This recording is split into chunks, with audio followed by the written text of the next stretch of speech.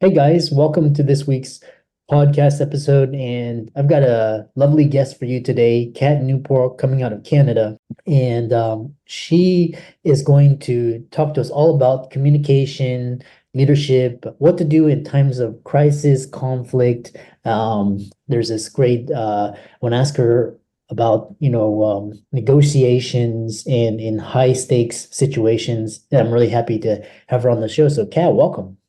Thank you so much for having me, Doc. Appreciate it. Yeah, all my friends, we're very informal, so all my friends call me Chris, and start off by your background, your story, what you do, how you got there, and how you can benefit the audience, very briefly, because I know you can really elaborate on things. For sure. I will try and keep it to a fairly concise elevator pitch.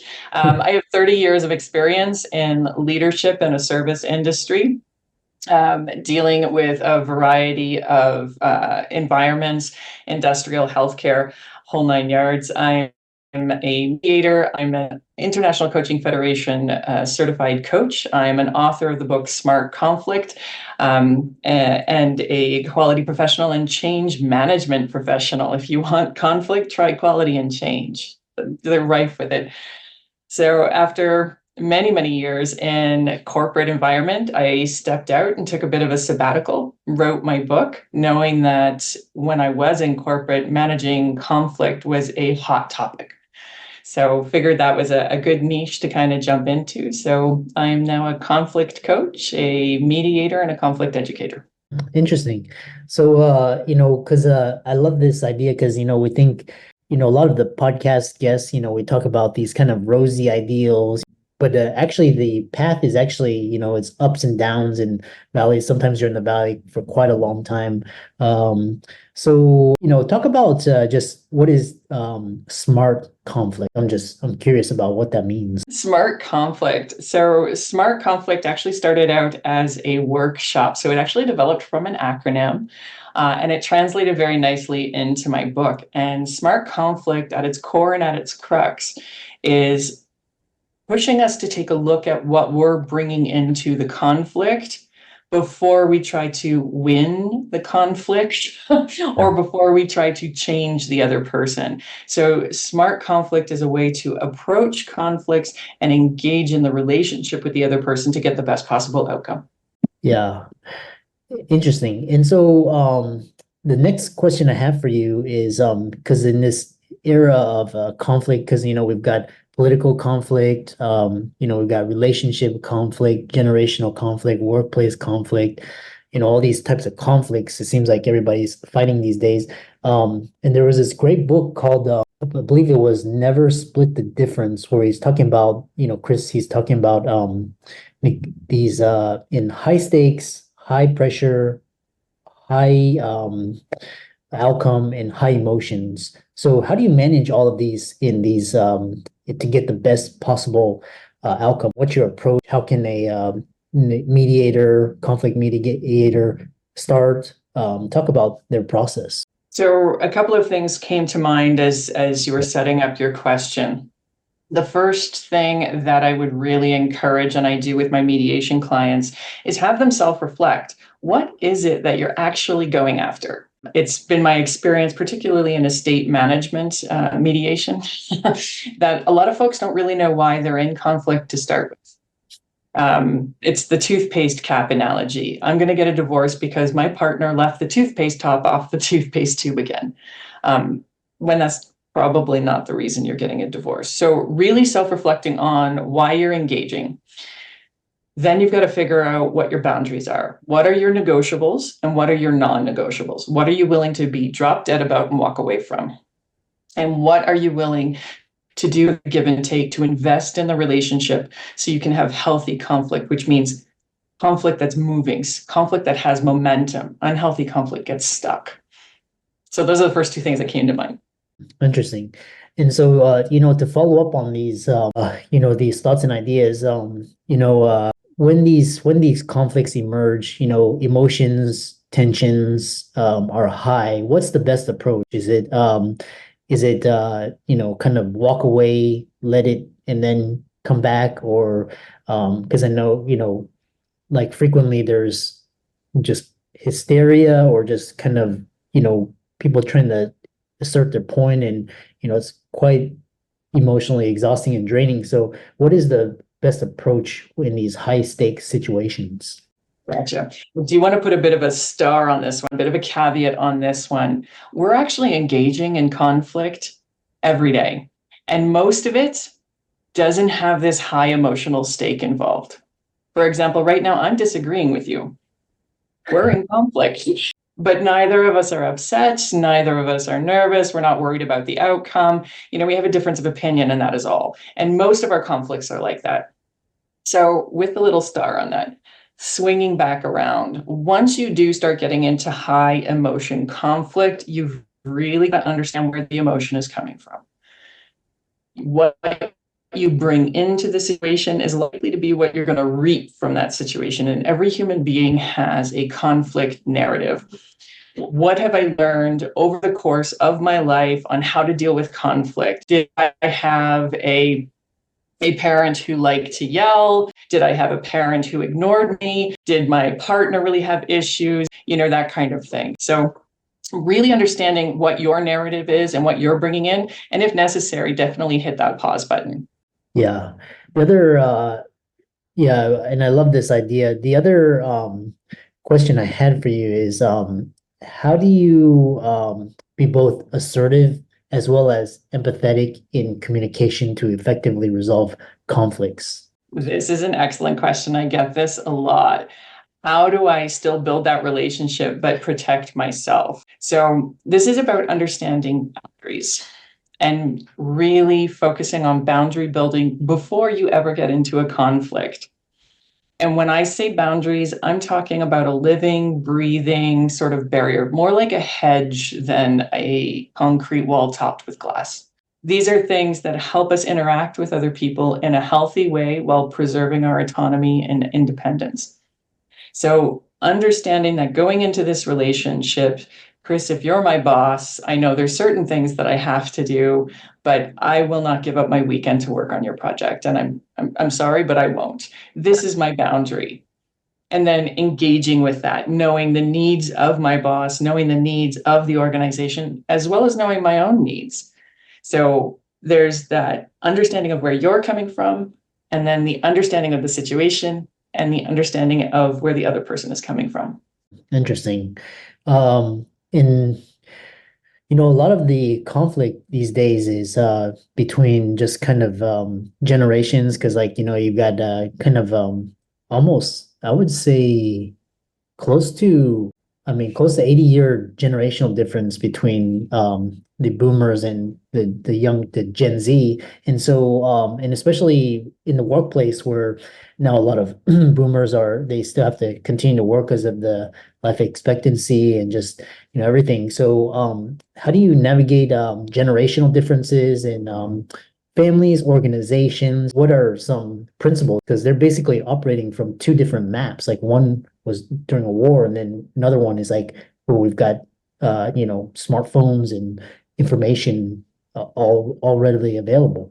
Absolutely. So when you look at a typical workplace, you can have up to 5 different generations operating in the same space at the same time. And what defines a generation are the life experiences. So to your point here, the boomers experienced, the end of a war. They were around for Korea. They were around for Vietnam.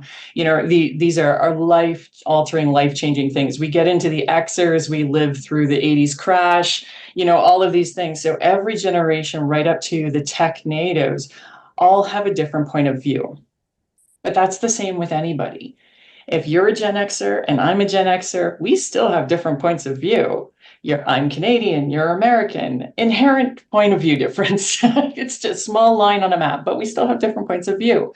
So really understanding that, yes, okay, I'm talking to a millennial. However, that millennial is still a human. They are still a person. They have a frame of reference, but they can definitely transcend that frame of reference. So when we sit here and start labeling and judging other people simply because of their birth date, we run into the problem of people then defending themselves or coming across more harshly than they intended. Interesting. And moving to the workplace, another question is, conflicts in the workplace, and some of the most common challenges people face is, they're afraid to speak up because either because their livelihoods are at stake. So how do you navigate these types of conflicts? How can you effectively, balance this in the face of, you could lose your job, or you could get demoted, these sort of ramifications. So we've got ramification versus fear, because they're both existing in the same space. Absolutely. If I go to my boss and I ask for a raise and I say, you're going to give me a raise or I'm going to quit and you're a terrible boss, yeah, pretty sure I'm going to not get the raise and, be on the unemployment line. So it's really understanding whether those ramifications are valid, and if they're valid, to what degree. Humans as a species, we're pretty risk adverse. We don't like to take risks. We don't like to step out. And the sensation of fear is what keeps us from going too far. But we really have to be realistic with what too far actually is. Am I being, realistic? Is Chris really going to bite my head off if I say I don't want to go play baseball with him on the weekend? Probably not. But I'm just going to ghost him instead because I don't want to approach him, just in case we're never be friends again.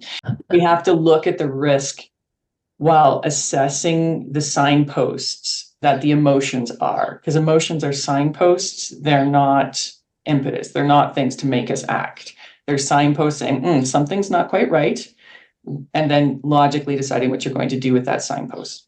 Yeah, really interesting. And another thought that was quite enlightening is you talk about resilience and its role in conflict management, and I'm just curious, what is the connection between resilience and conflict management, and how can individuals develop this trait?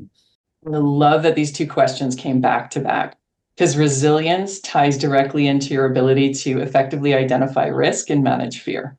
If you are confident mentally, emotionally, and physically, you're more likely to engage in conflict in a healthy way. I have the mental, emotional, and physical capacity to do so because I'm taking care of myself. I have more than one friend. So if I argue with my one friend, I still have other friends while I go to repair that relationship. As opposed to only having one friend, now I have no friends. Oh my gosh. So there's that social piece, that emotional piece that goes with it. Intellectually, understanding what conflict is, how to engage with it positively, all super important. But if the head and the heart, the head and the emotions aren't aligned, resiliency is not there. I know what to do, but I'm scared to use it. And then physically, if we're all stressed out, if we're exhausted, if we haven't gone to the gym in 3 months, if we haven't, gotten out and done our hobbies that get our body moving, we are going to be fatigued, and we're going to be less likely to engage in conflict healthily, and be less likely to bounce back quickly from that conflict. So they do go hand in hand. Interesting. So yeah, it sounds like a lot of because here it sounds like, a lot of conflict management. Some people are conflict avoidant because, they just don't want to have to deal with those types of emotions. But it sounds like, conflict management can be actually positive if you look at it in a beneficial way. So, kind of rounding it out, you've done a lot of work community with the mediation in Calgary section. So what impact has it had on the community? And I love how you're giving back and contributing.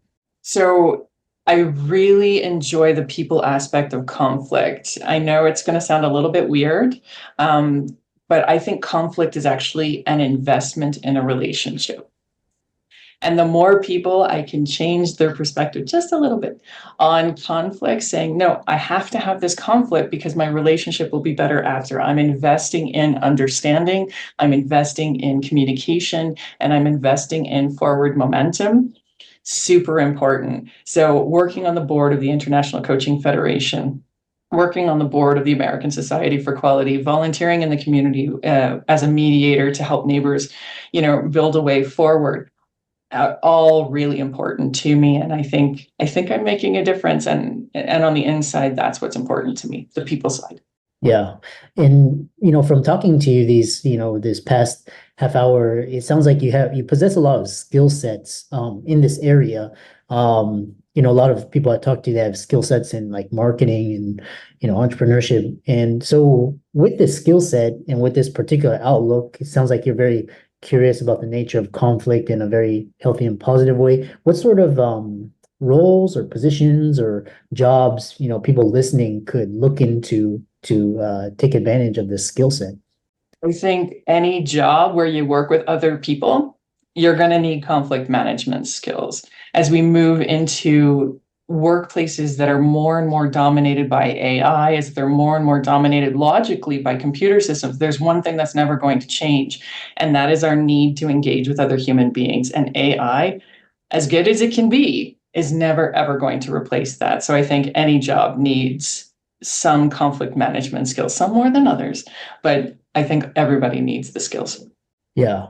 Yeah. When you talk, what comes to mind is kind of like human resources or maybe like a manager, any sort of managerial executive, these types of high level positions. Interesting that you mentioned AI. That's going to be, very, very interesting.